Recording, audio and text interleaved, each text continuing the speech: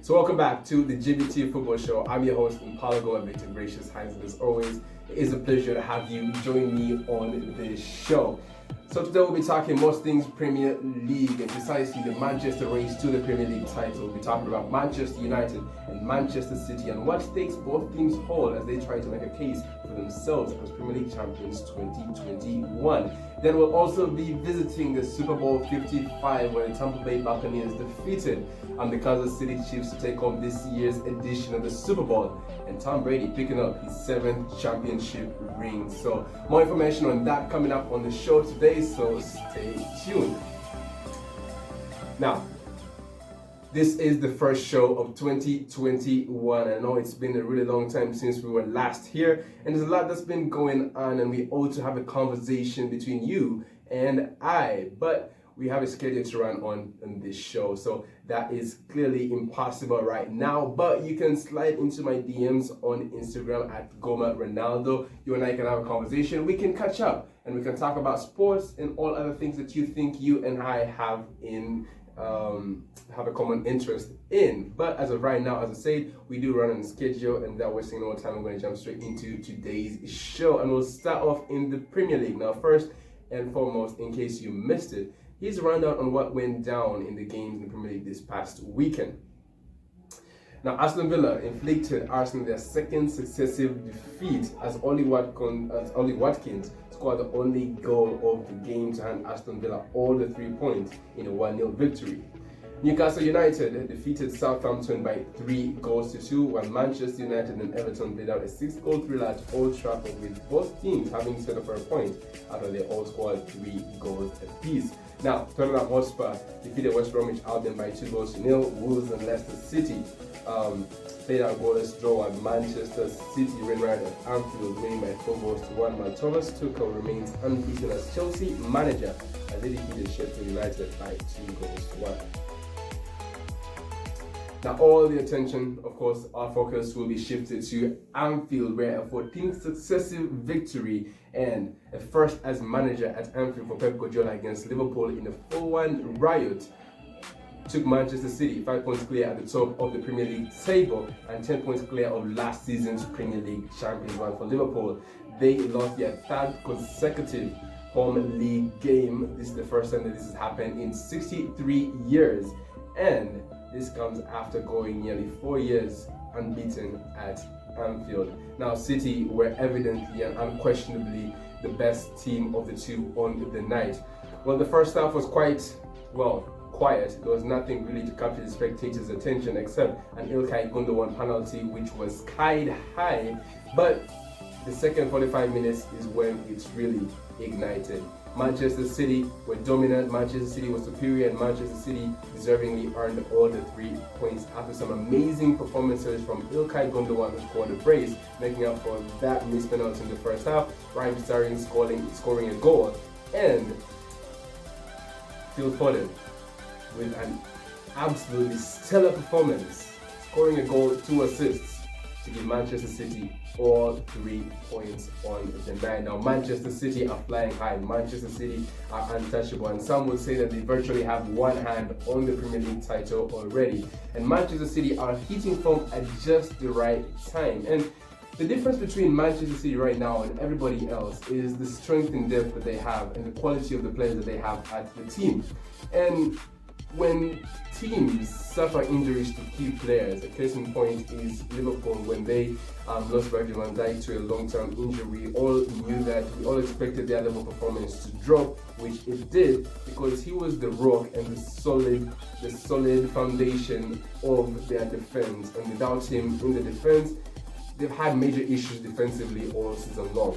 But Tottenham Hotspur, when Harry Kane was out injured for a short period of time, they went on a winless run until he came back. So when teams suffer injuries to key players, there's always a drop in level of expectations and a drop in level of performance.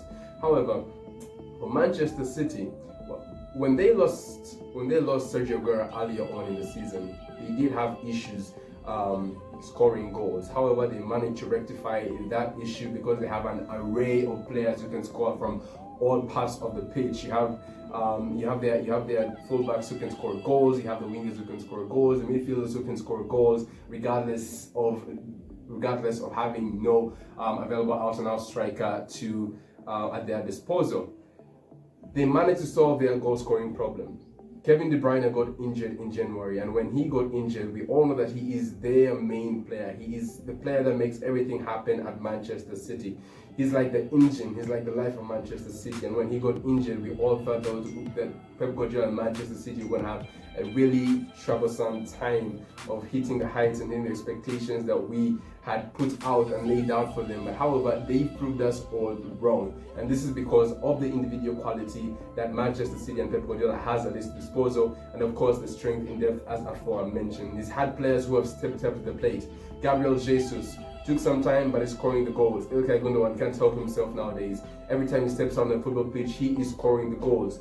Phil Foden, for a player his age, he's already turning out to be one of the best players this season in the world. He's putting in performances that are leaving everybody speechless, I inclusive. And this actually justifies why Pep Guardiola, given the fact that he was not playing him as often, and a lot of people were wondering if he is as talented as Pep Guardiola makes him out, why isn't he playing him?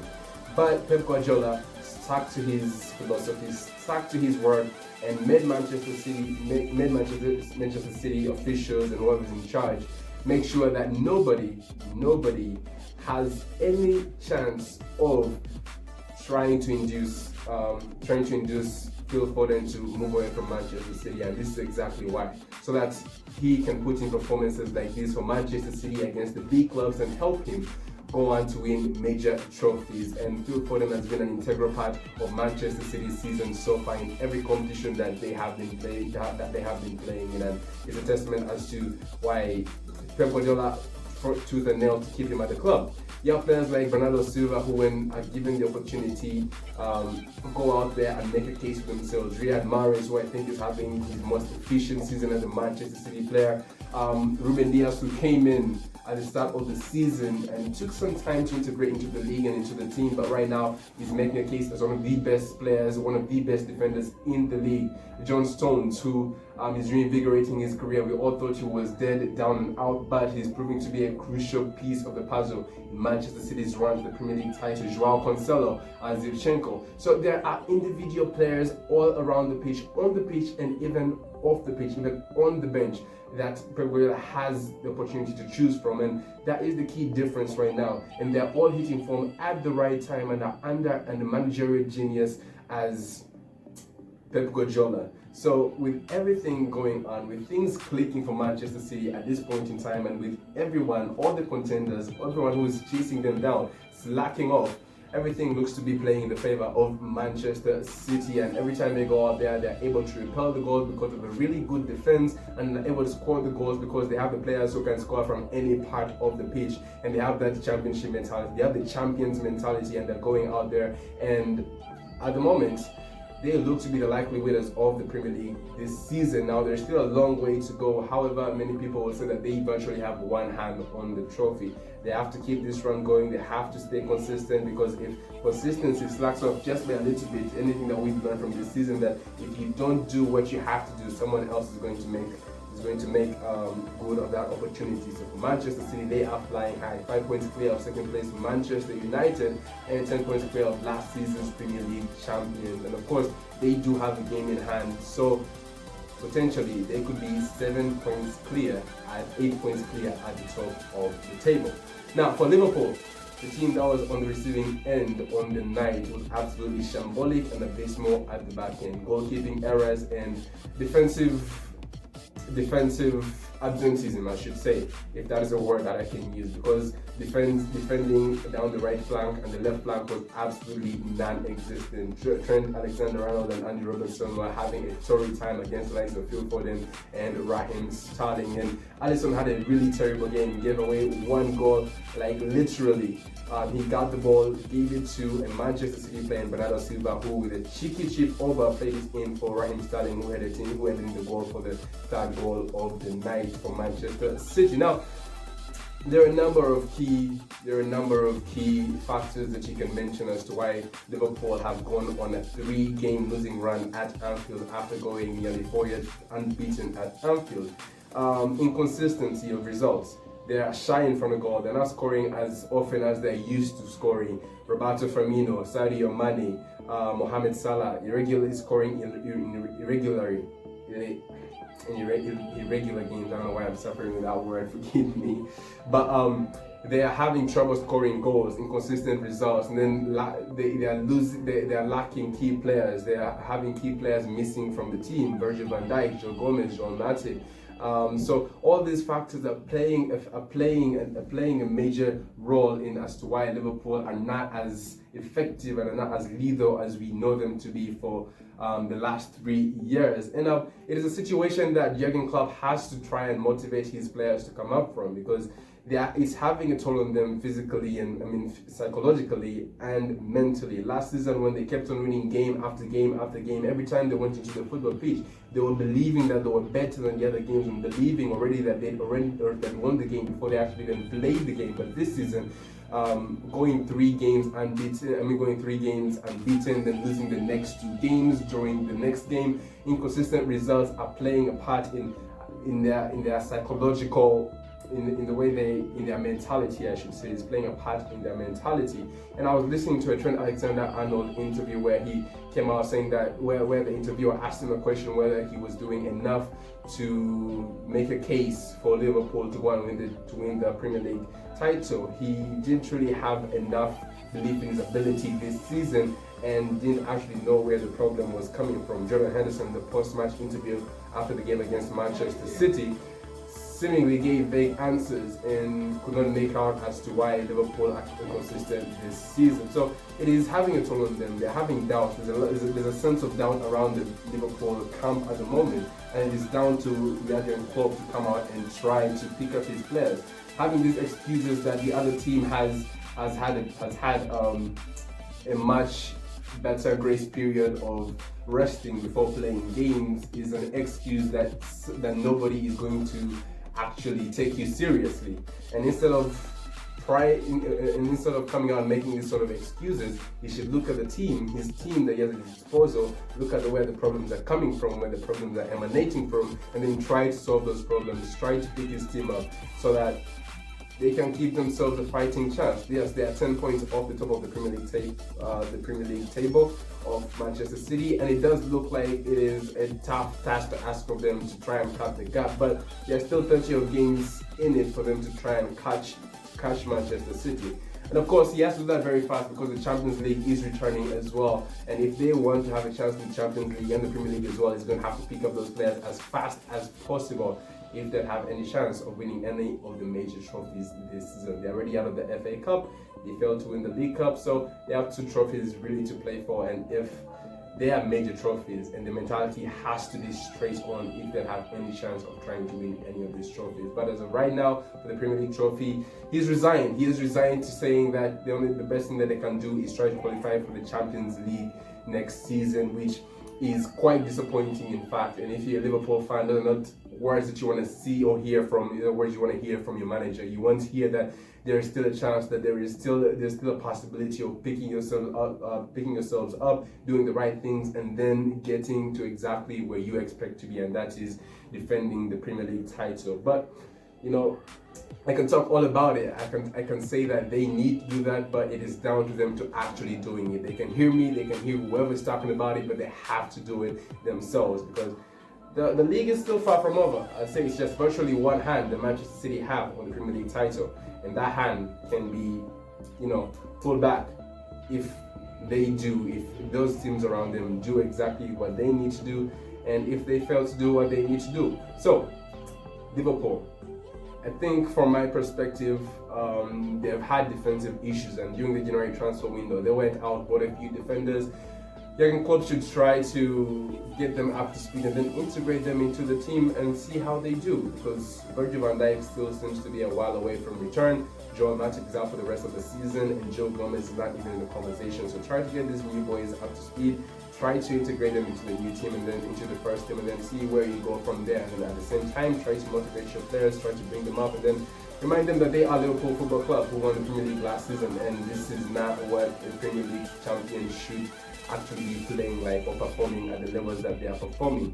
And there's a term going around, bad champions, if you can try to make out what that means. The person who actually came out with the term bad champions tried to describe it as you cannot win the Premier League trophy this season and then be comfortable and not try to defend it the following season. That is being a bad champion. But you can come up with your own description as to what being a bad champion is. But Liverpool have a lot of work on their hands, and they should still try to salvage their season as fast as possible, because there are teams lurking around. You have Chelsea that are only 1 point behind them, and so is West Ham. So they need to find consistency fast. They need to get back to winning ways, and they need to make a statement, not only for top 4, but possibly going on to try and win the Premier League title as well.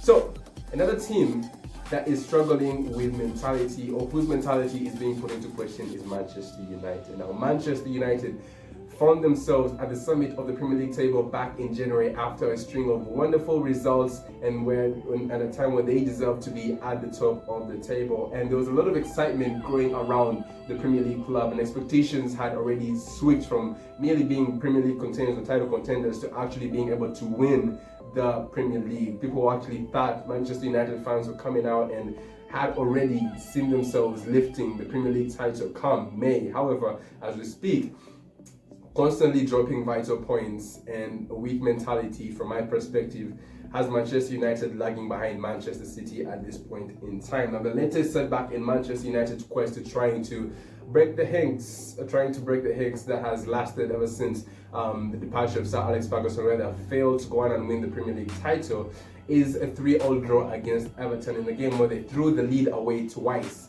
in the same game.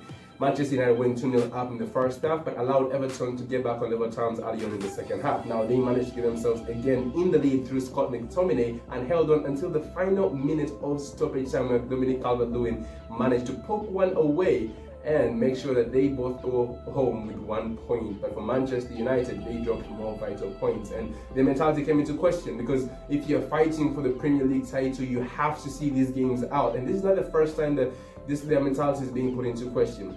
Games against Sheffield United. Sheffield United had lost only 1 game all season until they played Manchester United, who were at the top of the Premier League table. They played Manchester United and they won the game against Manchester United, 2-1. United went on to play Arsenal after that, and they dropped more points. They dropped 5 points in the span of only 2 games. And there comes games in every team's season that define whether you're going to be able to reach the level of expectations that have been laid before you, or that you have laid for yourselves, or not. And those are the games that you have to win those points in. Those are the games that you have to gather points in. Manchester United failed to do that against Sheffield United, failed to do that against Arsenal, and failed to do that against Everton. And in my opinion, from my perspective, is that there's an element of a champion mentality that is lacking from the Manchester United side, and they have to find that. Because history will tell you that they've always been a potential team. They've always been a potential team. Even now, second means you have the potential to go on and win it, but you're not there just yet.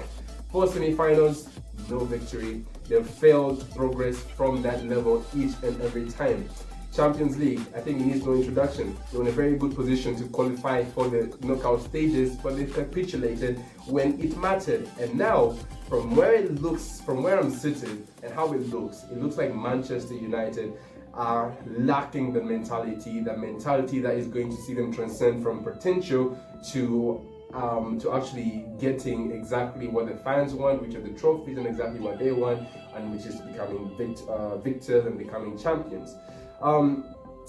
The league table does not lie. You are where you are because you deserve to be there. Manchester City deserve to be at the top of the table because they are putting in the results, they're getting the results, they're gathering the points, and they're winning the games that they need to win to keep them at the top of the table. And Manchester United deserve to be in second place because they are winning the games that they are supposed to win to be in second position, but they are not winning the games that they need for them to be in first position. So they are dropping the points that is keeping them in second position. They're not getting those vital points that a team in first place is supposed to be gathering. So they deserve to be in second position. For Manchester United, in order for them to transcend from that area, they need to find a way of seeing out vital games. And from now on, That task has been made a lot more harder. Why?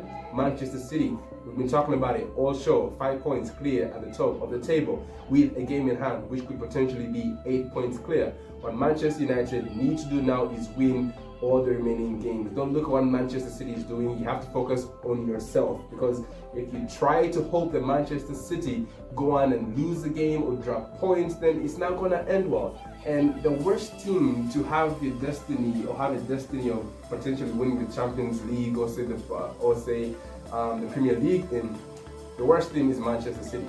And at this particular point in time, because they are flying, they are untouchable, they are hitting for the right time, and we've seen this all too often. We saw it recently. When they create distance between you and the rest of the team, or the rest of the league, it's very hard to catch up with them.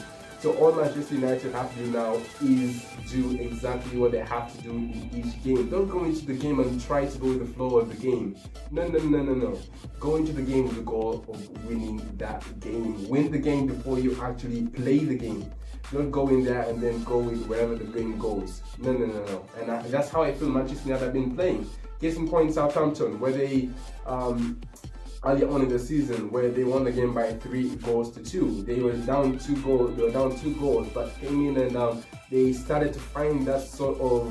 They started to feel the comeback. They started to feel the game had a comeback in it for them, so they went with that feel. And instead, yes, they managed to come out with a comeback, but before the game, they didn't really have that conviction like they're going to go out there and win the game. But Manchester United are second because they deserve to be second, and Manchester City are first because they deserve to be first. Manchester City are winning the games to justify why they should be first, while Manchester United do win the games that justify why they should be second, but don't win the games that justify why they should be first. They don't win games against Sheffield United, don't win games against Arsenal, don't win games against Everton. And so until Manchester United are able to rectify that problem, able to turn the potential into trophies, then they'll stay a potential club, they'll stay the nearly club. And as I say, history will tell you, Manchester United, 4 semi-finals, neither one of them has seen them progress to the next stage. Right now they're in second position and they are complacent. They look to be complacent. They're not gaining that lethal and that final piece of the puzzle that needs them to go on and transcend from where they are into a team that is worthy enough of actually lifting the Premier League trophy. And I think until that happens, then I don't think they can come anywhere close to Manchester City. Don't have that killer instinct that Manchester City have, the champions instinct that Manchester City have. And so Manchester United still have a lot to do. But anyways, they go up against West Ham United in the FA Cup on Tuesday night before they take a trip down to West Bromwich Albion, which will be a real test again yet of their mentality, because anything but a win in that game, then surely the title is done and dusted, while Manchester City go up against Swansea on Wednesday night in the FA Cup and then play Tottenham Hotspur on Saturday. They play Tottenham Hotspur on Saturday. So big games coming up for both Manchester clubs. One club, one hand virtually on the trophy, while the other, well, still a long way until they can catch up to their next door neighbors. Need errands to be done and deliveries made? Dial the number and Go Express. Moving the easy way. So welcome back. For the first time on this show, we're going to be talking about football. And I don't mean this football. I mean, this is the whole focus of the show. We've been talking about it. We've talked about it already. But I mean the NFL. I mean American football. The biggest event in American sports, presumably. The Super Bowl was underway on Sunday with the Tampa Bay Bucaneers taking on the Kansas City Chiefs, which ended in a 31-9 scoreline in favor of Tom Brady and the Bucs, overcoming Patrick Mahomes and his Kansas City Chiefs in an epic Super Bowl 55. Now, the Super Bowl saw performances by The Weeknd at halftime and a poem being presented by Amanda Gorman, who has risen to fame over the recent weeks ever since her debut in the inauguration of Joe Biden and Kamala Harris performing the first ever poem at a Super Bowl. Now all that was just a side piece of the entertainment to the main entertainment, which was the game, of course, against the Tampa Bay Buccaneers and the Kansas City Chiefs, which, as aforementioned, ended with a victory for the Tampa Bay Buccaneers. But all the headlines were all about Tom Brady picking up his seventh Super Bowl title. He now has 7 championship rings, and no one comes close. And I mean literally. Tom Brady is a player to have the highest ever Super Bowls to his name. The second entity that comes close is the New England Patriots. I mean, it is amazing how in a team sport an individual has more titles than any other team. It is just mind-blowing. The Patriots are tied to 6 Super Bowl titles with the Steelers, and then the rest of the NFL championships franchises combining for 5. So that just speaks volumes of the greatness of Tom Brady, and that is just greatness personified by Tom Brady. Now, of course, he deserves all the praise that's been coming his way ever since that. I mean, it's been coming his way ever since he won his 6th championship, and this just refines exactly his status in the NFL and in the history of sports, and he deserves all the praise that's coming his way and all the praise that's going to come his way from me. But as of right now, first and foremost, I want to talk about the Tampa Bay Buccaneers as a team, because it's not all one person. Without the team, Tom Brady would never have been in this position. So let's talk about their route to the championship, the Super Bowl, and their victory. Now, the Tampa Bay Bucs had never been to the playoffs since 2007 and had never won the Super Bowl since 2002, so the 2002 and 3 season. And there was really nothing going on for the Tampa Bay Buccaneers, and they weren't really like a team that was in it, that ever had any strength or ever threatened to be a team that would reach the Super Bowl prior to any season. But that was until they acquired Tom Brady in 2020. Now, they acquired Tom Brady from the New England Patriots, a team that Tom Brady has spent 20 years at, and it was a fruitful 20 years, winning 6 Super Bowl titles and 6 Super Bowl rings with the New England Patriots. And that's where he made a name for himself and etched his name into NFL Hall of Fame, NFL greatness, and sports greatness. And amongst all that, there was a notion that started budding, the notion that, well, of course, Tom Brady and Bill Belichick had built this relationship, had built this team, and there was no other in the era of Tom Brady and Bill Belichick that was like them. They formed a formidable partnership that saw them just waltz through the NFL, that saw them just dance through the NFL and win multiple and numerous titles along the way, and numerous individual accolades as well. And so there was a notion that started budding that these two are one, that Tom Brady and Bill Belichick are one, and neither one of them could win without the other.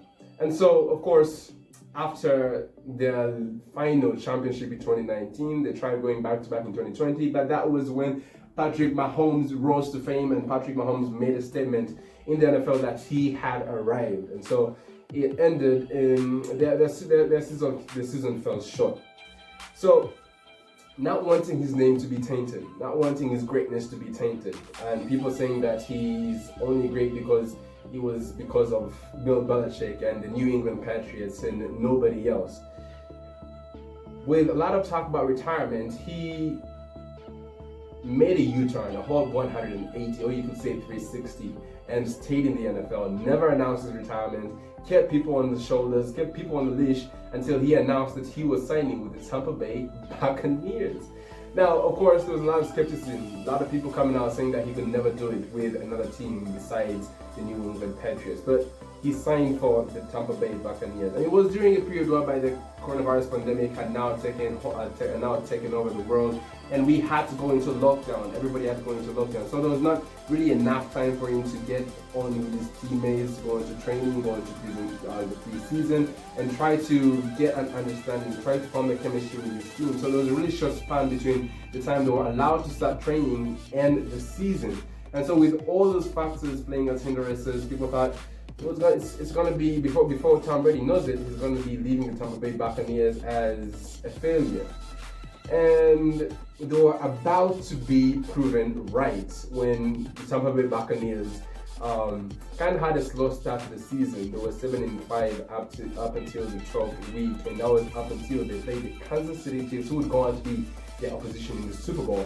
They lost that game, but after that game, Tom Brady put on a whole other different show. He just turned up. Now, prior to that, everybody had been saying what they've been saying for the past 10 years, that Tom Brady is done. He's not gonna be able to do it. And this time around, without the New England Patriots, there's no Bill Belichick to save him.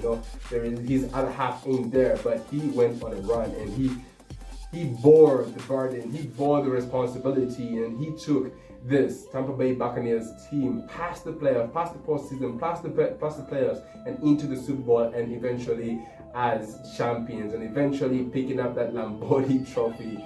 And for the first time ever, as the Tampa Bay Buccaneers played in their home stadium, they became the first team ever in the NFL to play at their home stadium and lift it in their home bay. And well, you could say whatever you want, but this just had to be written in the stars.